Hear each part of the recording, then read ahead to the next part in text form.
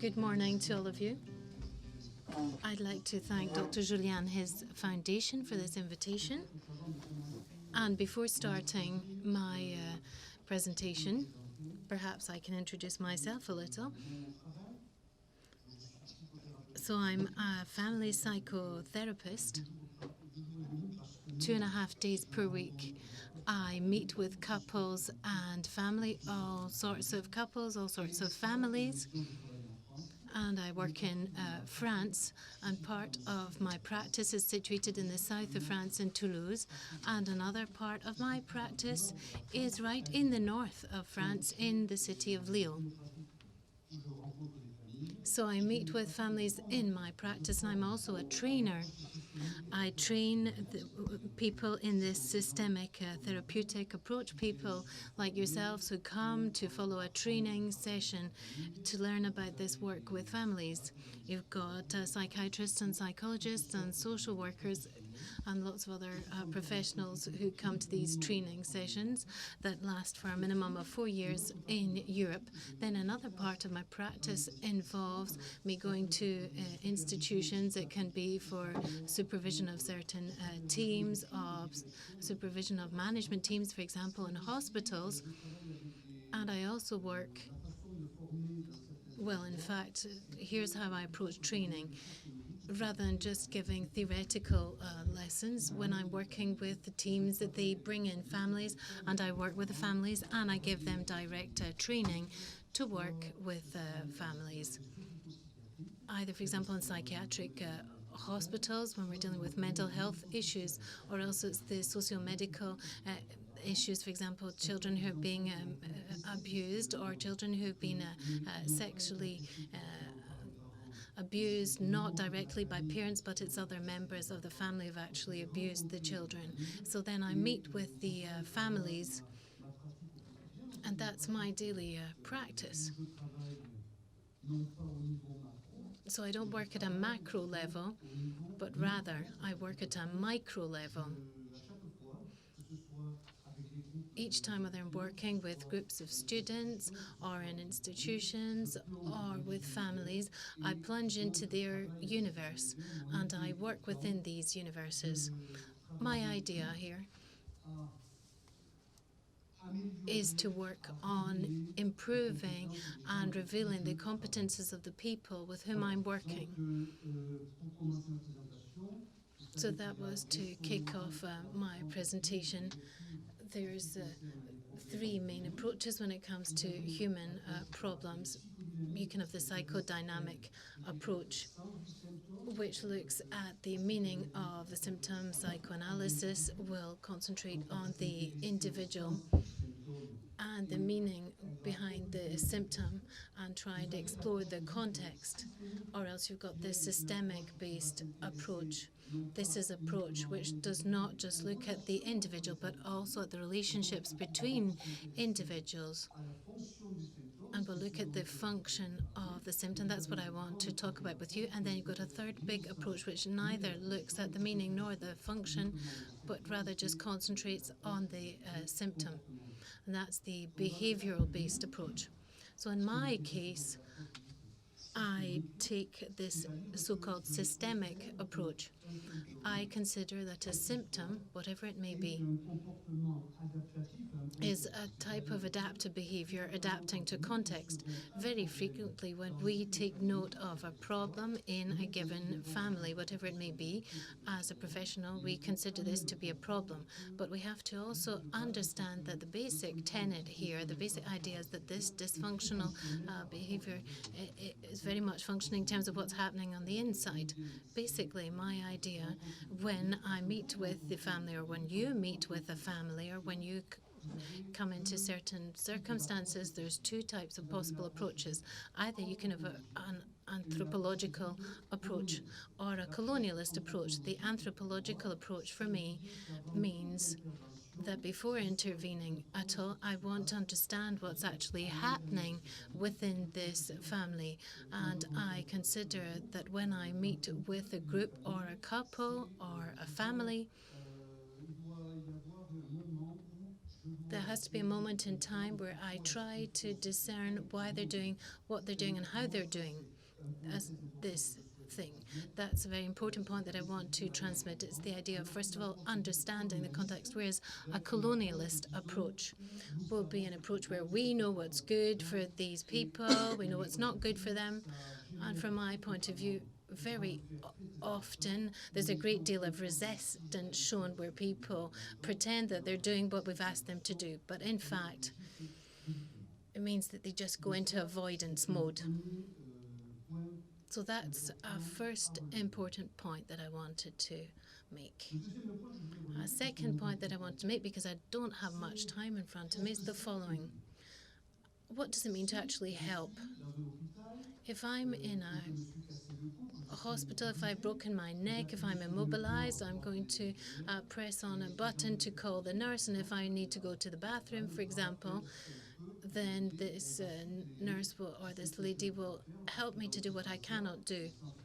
Because from a medical point of view, that's what it means to help people. When it comes to the relational domain, what does it actually mean to help? Because the problem is that someone is saying that they're not able to do something.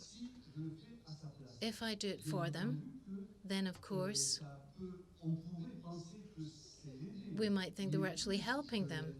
But the more I help them, the less they know and the more I know.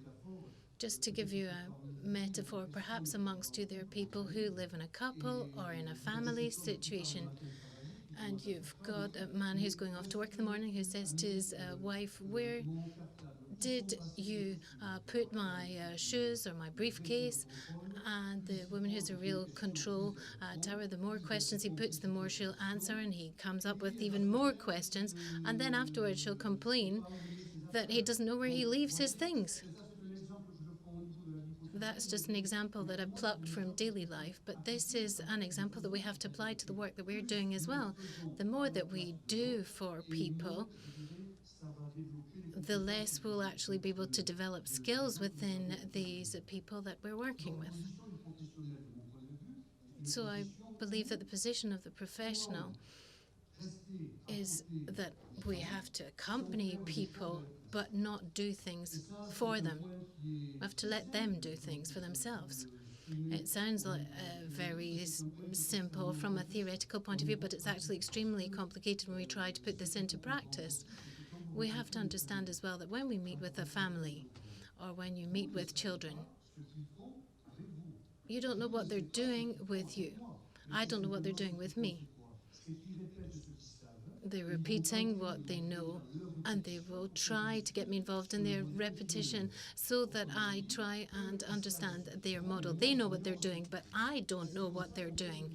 And that's how we create this type of repetition, and this can quickly escalate. You've got people who come to consult with me, and very quickly they say to me, sorry, can I make a phone call? I answer, no.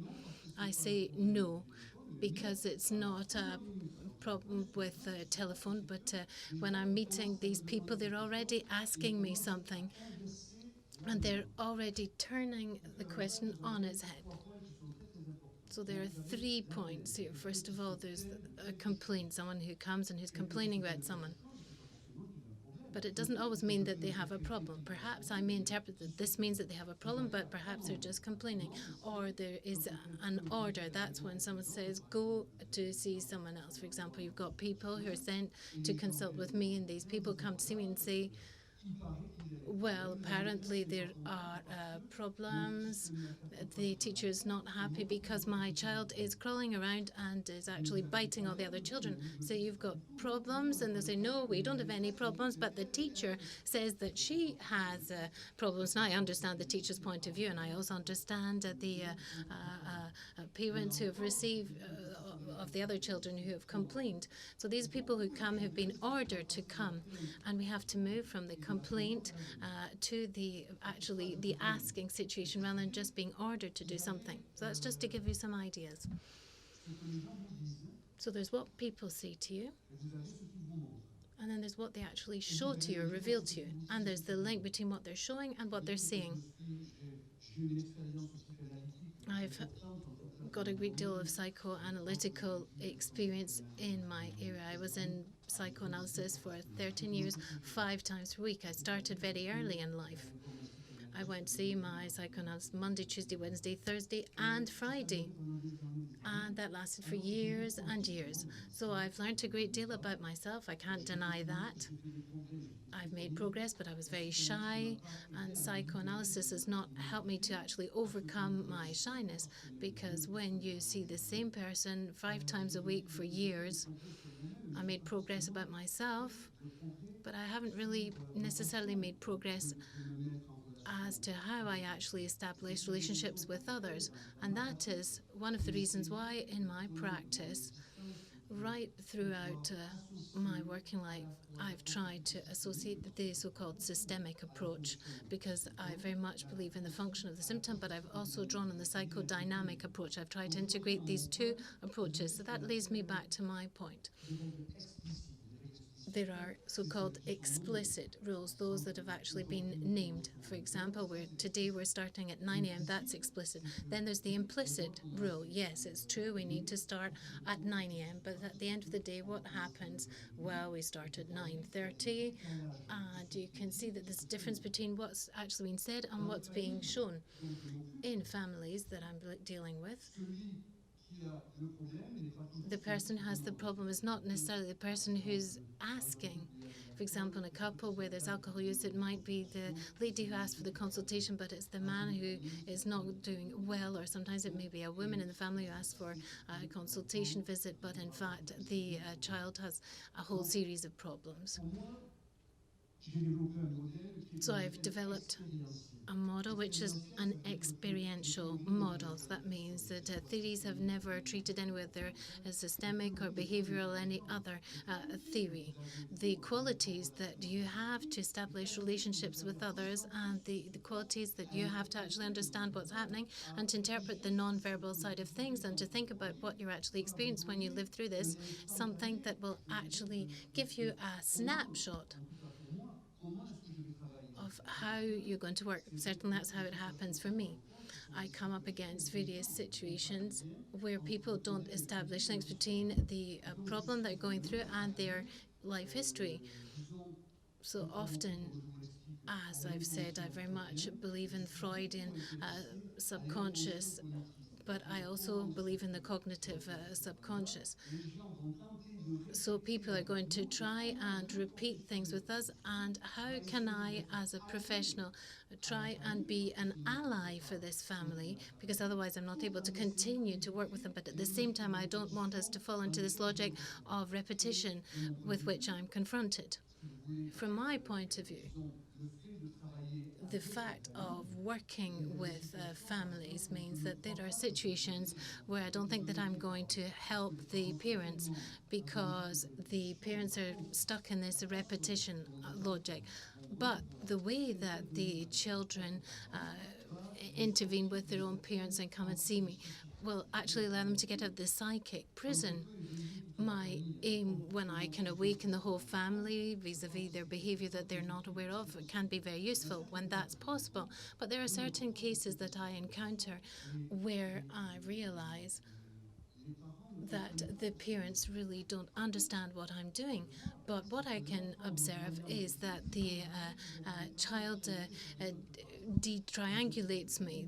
Namely, in this type of family, sometimes people have secrets. You're not really allowed to speak, and you can feel that when you go into this family. But the fact that I'm making comment or making another comment, the child starts thinking, yes, he's right, he is putting questions, he's doing this, he's doing that. The child observes all of this. So I try to then release the children from this alienating loyalty feeling in their family. And why do I do this within a family? Well, I've seen from examples that if you have parodictomies, if you try to treat the child outside of their parents, then you have children who improve a great deal when they're not with their parents, but the problem remains that they go back into their family.